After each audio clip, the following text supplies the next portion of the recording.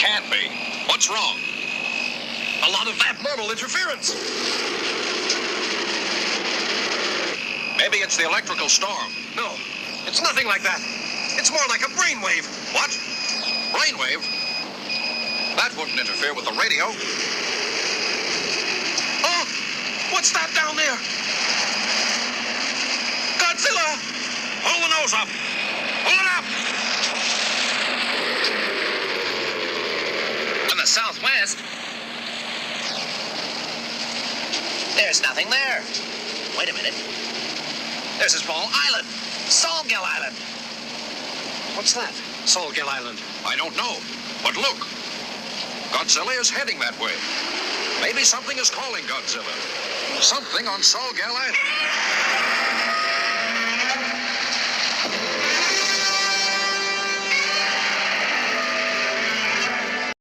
What is up, all my kaiju friends and fans? Let's do some show a Saturday night. This is Phil, the Kaiju King, from my collection room in Greater Cincinnati. In this video, we'll take a look at a project I've been working with Mark Seng for the last 6 months to a year, planning and everything. It is the Godzilla 1967 gigantic project. Comes with the full-on Godzilla 67 gigantic, to the newborn Minilla, the full-grown Minilla, and this was a gift actually from Mark Seng, an extra, because my birthday was on May 8th, and he included this, which is pretty freaking awesome. It's a gigantic in scale Kamacuras. Of course, these all figures and all these kaiju are from the great awesome movie 1967 Son of Godzilla. My favorite late Godzilla, late 60s era Godzilla is the 67, to be honest. The movie. I wouldn't say the suit's my favorite, but the movie is my favorite of the 66 through 69 movies. It's just great. It's part of the Island series, I guess they say.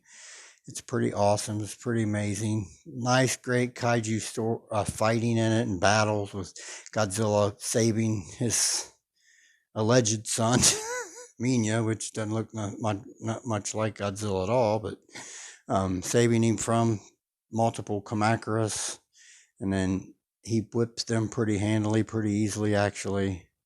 And then of course he fights the Spiga or a Kumonga. That's the big battle in the film. The kaiju fights are good. The human element and story is really good. They're doing scientific testing to try to control the weather and the environment on that island. And it's a really neat movie. If you haven't seen it, give it a chance. I mean, a lot of people think this is the ugliest Godzilla suit. I think it's beautifully ugly, I guess I would say. It's a great movie. I love the movie. Like I said, my favorite of the Island series. My favorite movie of the late 60s Godzilla films, easily, my opinion. It's pretty awesome. This, like I said, this part of the whole set, Mark gifted to me because my birthday was, I got this right before my birthday. So it's pretty awesome. Of course, Kamacuras, it's pretty nicely done figure here.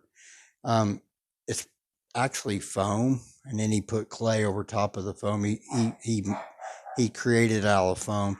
When I got it, this here claw was broken off. All I did was some super glue, and you can hardly tell that it was broken off to me. It looks really good. It's held on really good, no problems. But Kamacuras is really the giant, what was they calling it in the movie? Gigantus, I think, too, as well. That's pretty cool they called it that, because that's basically what it is, a gigantic kaiju praying mantis. It looks pretty cool. Did a good job, but like I said, this was predominantly foam, inner core is foam, all foam, and then he put the clay over top, light coating of the clay to do the sculpting and the painting and all that. So it's pretty neat though. It's nicely captured. He's got some felt type material here for wings. I thought that was pretty cool. It's pretty neat. And it's got nice little textures of its skin sculpted all over on its back here. It's got the nice pointy spikes on its back and on its rear back end here. It looks really good as far as that goes. Nice long legs. Feet nicely sculpted with the two claws sticking parallel out either side of his feet. That's really good. There's nice little spikes down here on the bottom of his legs. Nice capture of that. Of course, his big claws, they look nice. Nice big long claws, which is what Kamacuras had, the little spikes on those as well. The claws for battle. Really cool. There's the underneath of it. It looks pretty good. I think he did a pretty good job capturing a Kamacuras. Pretty neat. The head, of course, big yellow buggy eyes, two antennas sticking out here, some nice little spikes on his forehead and stuff here. The little whiskery mouth are all around his mouth like the whiskers. I don't know what you call those, but he captured that in the sculpting here around the mouth. Did a good job on this figure for sure. It's really neat. Like I said, it's in scale with the gigantic Godzilla and the Minillas, so I think it is pretty good in scale too. Really cool. I'll do some quick comparisons with this, and let's do that now. All right, and here is my gigantic scale custom Kamacuras, sitting alongside my 25 centimeter Godzilla 2019 and my 30 centimeter Godzilla 1984 Yuji Sakai version. As you can see, Kamacuras is quite a bit larger, but of course it's in gigantic form. All right, we'll move on to the next part of this set, and let's do that now. All right, and here is the gigantic scale newborn Minilla and fully grown Minilla. They go with this set with the gigantic 67, which will be up next, but Mark captured these fairly well, I thought, as well. They're pretty cool. Here's your baby Minilla, a face only Godzilla could love. Godzilla needs the DNA. He needs to go on Maury so he can hear, "You are not the father."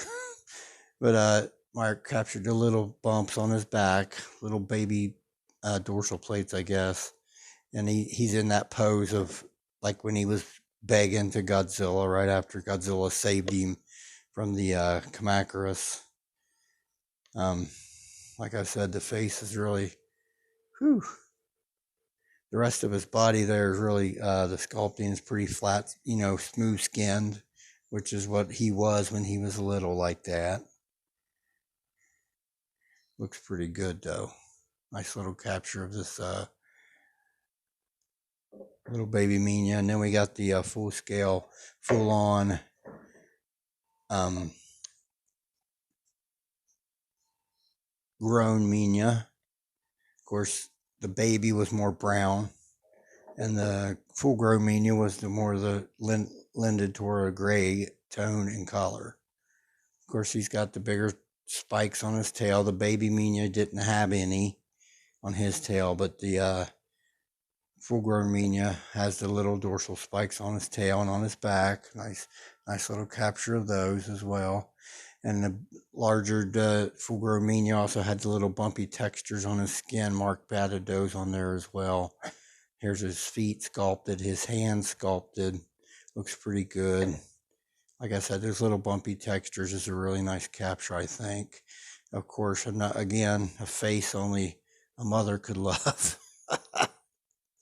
But it's still pretty awesome. He's got a nice capture of the eyebrows, the teeth, the 3 on top, 2 on bottom, little flat wide nose. The eyes are white with a black pupil. Pretty good capture of the newborn Minilla, or the full grown Minilla there. It's pretty cool. I'll do some quick comparisons with these guys, and let's do that now. All right, here's the X Plus crew with my gigantic custom baby Minilla and the fully grown Minilla. Of course, you got your baby Minilla here. your X Plus full-grown Minilla 30 centimeter scale, and then your 30 centimeter Godzilla 1967 there.